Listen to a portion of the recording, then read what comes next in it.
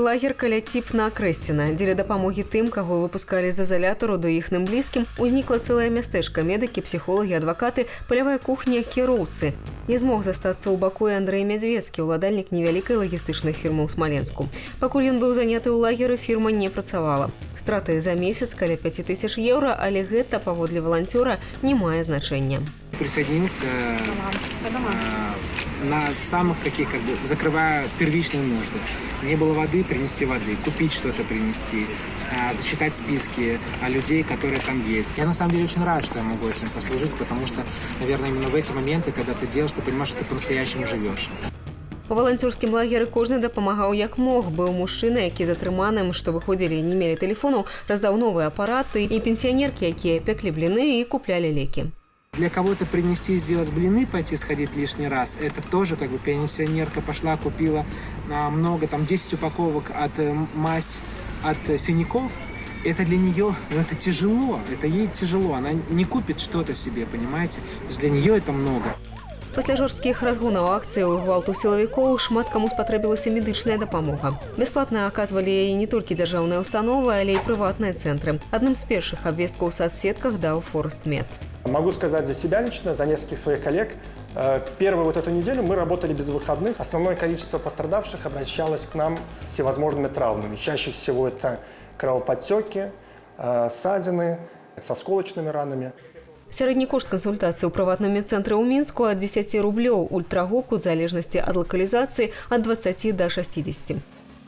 Руслан Дарашевіч і ягоныя калегі рабілі гэта бясплатна, і часта аднаго візіту было недастаткова. Калі не маглі аказаць дапамогу за адсутнасці вузкіх спецыялістаў, апісвалі траўмы і накіроўвалі да калегаў. Шмат хто з іх у тыя дні таксама працаваў на грамадскіх пачатках. К нашей акции подсоединились и другие крупные центры и в Минске, и за пределами Минска, поэтому большое спасибо за это. Пасля жнівеньскіх падзеяў сотні, калі не тысячы беларусаў аказаліся ў стане шокавай траўмы. Справіцца з ёй без дапамогі адмыслоўцаў складана. Улічваючы сярэдні кошт псіхалагічных паслугаў у Мінску 60-70 рублёў за гадзіну, дазволіць сабе гэта змаглі б немногія. Але ўзніклі цэлыя супольнасці псіхолагаў-валанцёраў. Мы уже сейчас готовы помогать в качественном проживании эмоций. Качественное проживание – это когда я ее прожил, отпустил. Неважно, это там страх, тревога, еще что-то. Очень много так интересно чувство вины, потому что меня били меньше, чем кого-то. Я попал в родину, а не на Акрэсціна. Дапамога пацярпелым доўгая праца з вострай пасттраўматычнай рэакцыяй і вострым траўматычным разладам да 3 месяцаў. Столькі ж спатрэбіцца, каб пазбавіцца ад пасттраўмы. Яшчэ адзін кірунак важны для пацярпелых пасля выбараў – дапамога юрыстаў.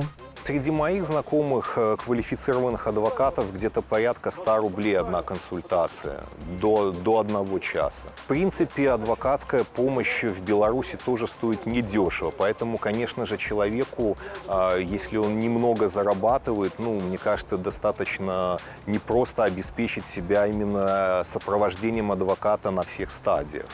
Александр не мае адвакацкай ліцэнзіі, таму як юрыст можа аказваць толькі бясплатную дапамогу. Адвакаты ж могуць працаваць як бясплатна, гэтак і за грошы. І сярод адвакацкай супольнасці аказалася нямала валанцёрскіх ініцыятываў. Што да характару дапамогі, спачатку гэта было базавае кансультаванне тых, хто пацярпеў ад сілавікоў, а пасля прафесійных забастовак сталі звяртацца прадстаўнікі стачкамаў.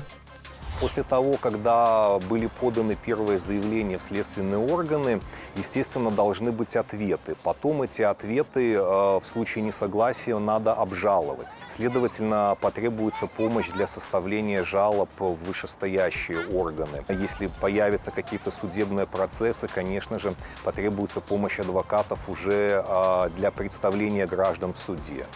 На думку Александра, часто люди просто не ведаюць, куды звярнуцца са сваёй праблемай. Выйсце – агрэгатар, дзе можна знайсці прафесійныя ініцыятывы, псіхолагаў, медыкаў, юрыстаў, валанцёраў. У ідэале, вядома, неабходны каардынацыйны цэнтр для крызісных сітуацыяў.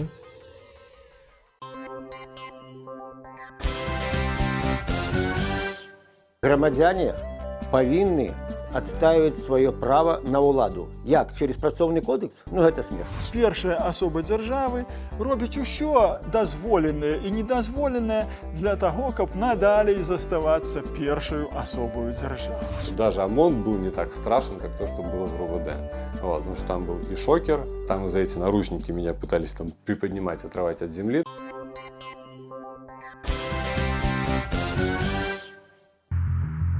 Суд прызнаў забастоўку на беларускай алеі незаконнай, але тое, чаго найбольш баяўся Лукашенка, ужо адбылося. У жніўні супраць яго падняўся працоўны клас.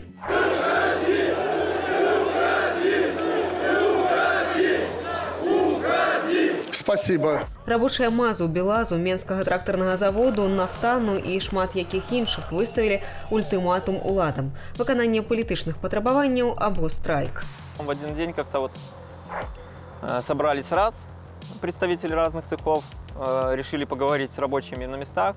И уже вечером собралось уже там, человек 200-300 точно. И подошел директор, мы составили список требований, и он там записал его. Такога ад рабочых тады не чакаў ніхто, але пасля першага шоку было вырашана перамоваў не весці, нязгодных звольніць, актыўных караць. Салігорскіх стачкамаўцаў выклікаў да сябе на размову начальнік мясцовага РАУС і паставіў перад выбарам. Альбо я перестаю удзельнічаць, так складаю свае паўнамоцтвы прэсавага сакратара, выходжу са стачкама і вяртаюся на працу, то бок жыву як і раней, альбо проста трапляю за краты. На прадпрыемстве 3 родаўпраўленні прыпынілі працу на некалькі дзён. 620 працоўных беларускалі ўзялі ўдзел у забастоўцы. 8 з іх ужо звольненыя. Некаторыя былі вымушаныя збегчы за мяжу, астатнія зрабілі высновы. Людзі ходзяць на працу, выконваюць свае абавязкі, у іх дзеці, сем'і, крэдыты, машыны, кватэры. Людзі зрабілі свой выбар, гэта іх права. На трактарным заводзе былі гатовыя выступіць каля 500 чалавек. Частка з іх не выходзіць на працу, большасць працуе ў рэжыме італьянскага страйку, выконвае мінімум уласных абавязкаў і выходзіць з Федэрацыі прафсаюзаў. Председатель нашего профсоюза, исполняющий обязанности председателя, вышел, да, и мы ему прямой вопрос задали: если мы будем бастовать и нас начнут увольнять, будете ли вы нас защищать? Ответ был такой, что понятно, что нет. Кожны рабочы аддае прафсаюзу 1% ад уласнага заробку. А права на страйк прафсаюз не абараніў і нават у больш спакойны час ігнараваў.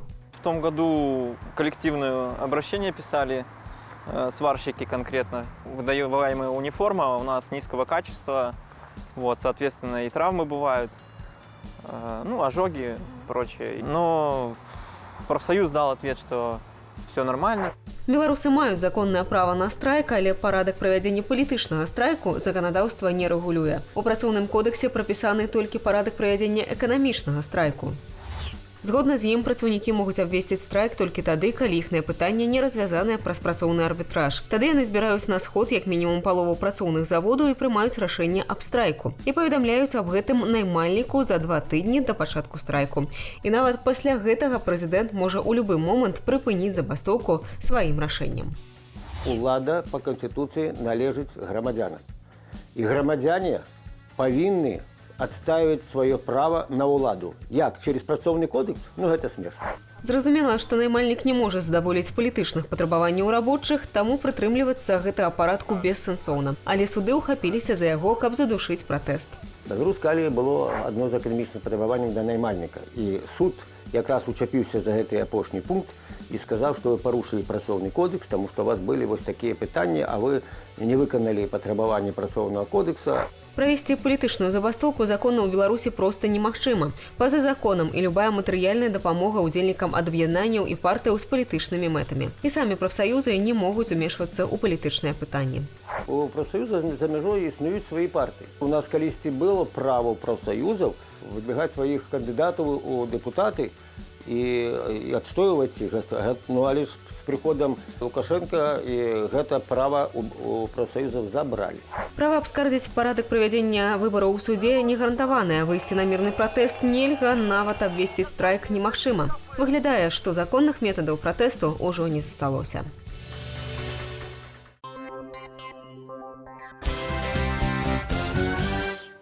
Чалавек надзелены здольнасцю выбіраць, але рабіць гэта па-сапраўднаму умеюць вельмі немногія. Сведкамі і творцамі чаго усе мы зараз і з'яўляемся. Прычынаю аблуднага выбару ў кожным разе ва ўсіх сферах жыцця з'яўляецца чарговая перамога веры над розумам. І мы паглядзім, як суадносяцца стымулы і пакаранні за памылкі у рубрыцы «Шалёныя грошы».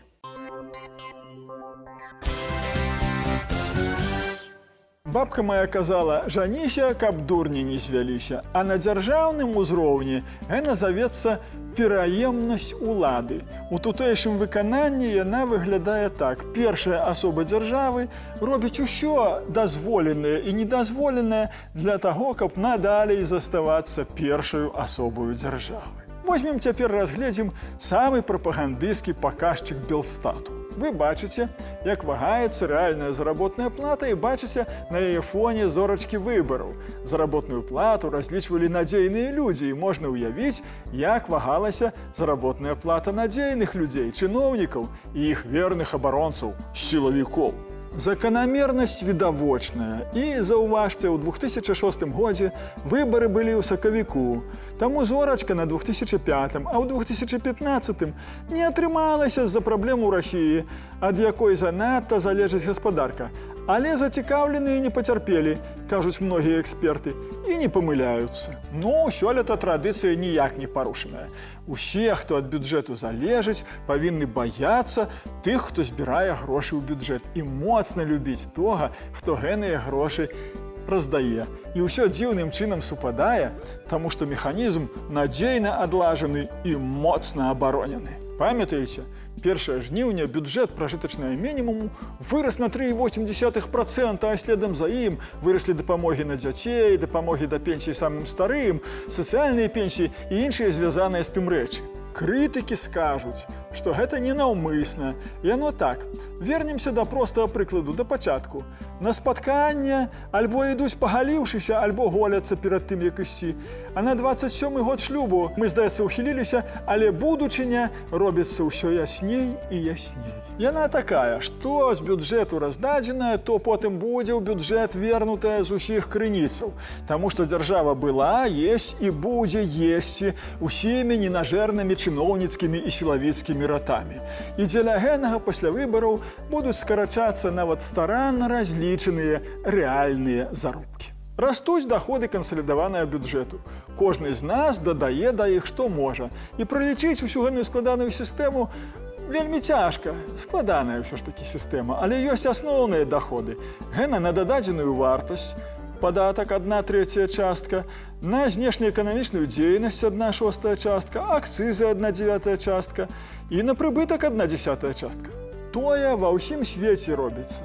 Але ў некаторых месцах неяк разумней, чым тут. А мы ў іх не вучымся. Мы ў СССР вучымся. Адабраць і падзяліць. Як даў Ленін запавет, так і робіцца. І таму малыя і вялікія размеркавальнікі жывуць, таўсцеюць і не бядуюць. Як і што мы навыбіралі сабе на дзяржаўных выбарах, все бачаць. Мы – людзі, которые толкам сабе мужоў і жонак выбраць не могуць. У пераважнай большасці. Вось і атрымліваецца, як і заўсёды. Нас абы хто, абы куды вядзе і абы што. Мы робім абы як, і вось таму мы зараз абы дзе. І нам адтуль не выбрацца ніяк. Ну, а напаэт сказаў, а мы, Бог дасць, выберемся. Поспехаў.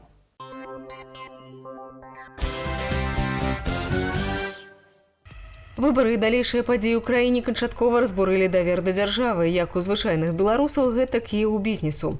Згубленыя кантракты, страчаныя інвестыцыі, міграцыя, якая ахоплівае самыя розныя сферы, ад IT да рабочых спецыяльнасцяў. Правда, есть найперш думаюць тыя, хто сутыкнуўся з гвалтам. Інструктара коннай язды Сергея Якімовіча затрымалі 10 жніўня о 17 гадзіне каля сталічнага палаца спорту. Ён проста чакаў сяброў. У яго былі белая бранзалетка і БЧБ-стужка на заплечніку. Вот, собственно, на этой лавочке я и сидел. Мимо проходил какой-то парень, к нему подошел сотрудник, попросил его пройти. Вот, и уже проходя мимо меня, вот туда он его проводил, там стояночка возле Дворца спорта, он второго отправил ко мне. Он тоже подошел, попросил, там, пройдемте с нами там, для проверки личности. Спачатку Сергей трапіў у РУ з цэнтральнага раёну Менску, потым у СІЗА ў Жодзіне. Пасля перажытага ў яго застаўся страх, што ўсё можа паўтарыцца. Даже ОМОН был не так страшен, как то, что было в РУВД. Вот, потому что там был и шокер, там за эти наручники меня пытались там приподнимать, отрывать от земли, там, закручивая руки.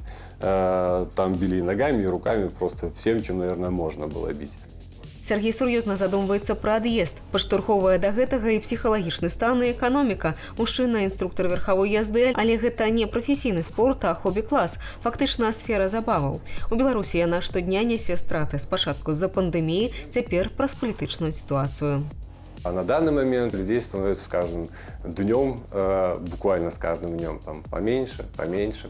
В какой-то степени, возможно, это связано с тем, что, опять же, люди сейчас как бы стараются, в принципе, никуда особо не ходить. А в какой-то степени просто потому, что, ну, понятно, да, у людей не хватает денег, вот. И даже в нашей стране, при том, что цены довольно лояльные на такого вида развлечения, они все равно там сказываются. Усё магчымае, каб людзі пачалі з'язджаць, дзяржава ўжо зрабіла, нічога больш не трэба. Працэс запушчаны, лічаць эксперты. Я не думаю, что будет прямо какой-то пик, что там с очередного понедельника или с очередного 1 числа следующего месяца все начнется. Оно начинается уже сейчас. Все, что должно было произойти для того, чтобы люди захотели покинуть Беларусь, оно уже произошло. Пераязджаць будуць людзі з самых розных сфераў, ад IT і медыцыны да рабочых спецыяльнасцяў. Вернуцца за мяжу і тыя, хто прыехаў у Беларусь на час каранціну.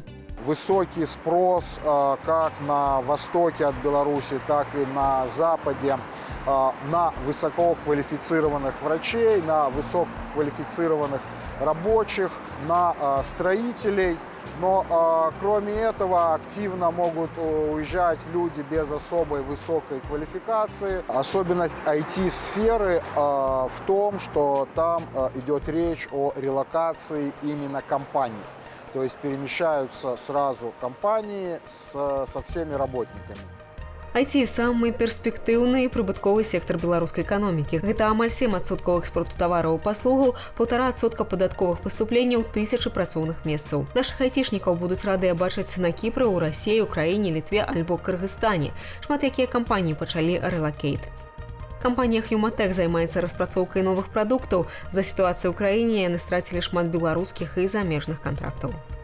Мы потеряли большую часть контрактов с белорусскими заказчиками. Почему? Потому что белорусские заказчики из-за текущей неопределенности, естественно, отложили финансирование своих перспективных проектов. Что касается иностранных клиентов, здесь очень похожая ситуация. Единственное, их мотивы не работать с нами, приостановить сотрудничество.